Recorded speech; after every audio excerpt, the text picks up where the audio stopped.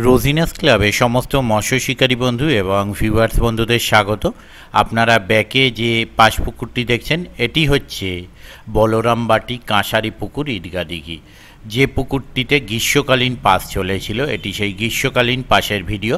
এই পুকুরে শীতকালীন পাস শুরু হতে চলেছে।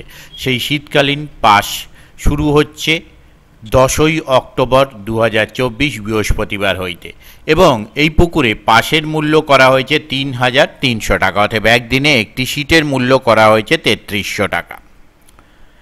যদি প্রথম দিন মাছ না খায় তাহলে সকাল 9টার মধ্যে উঠে গেলে পয়সা ফেরত দেওয়া হবে, আর যদি তারপরে কেউ ফেলেন তাহলে কোনো পয়সা ফেরত দেওয়া হবে না। আর মাছ 1 কিলো থেকে 5 কিলো পর্যন্ত আছে। 3 গাছা ছিপ ফেলতে পারবেন, আর 1000 টাকা অগ্রিম প্রদান করে সিট বুক করতে হবে।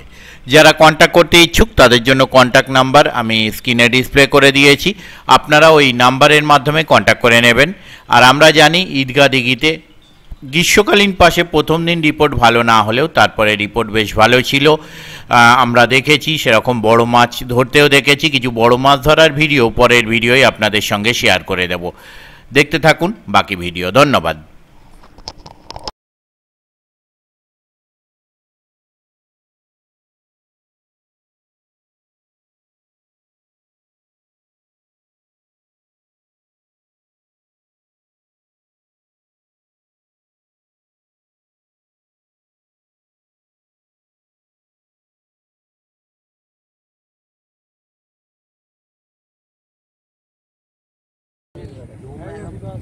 হাতের গায়ে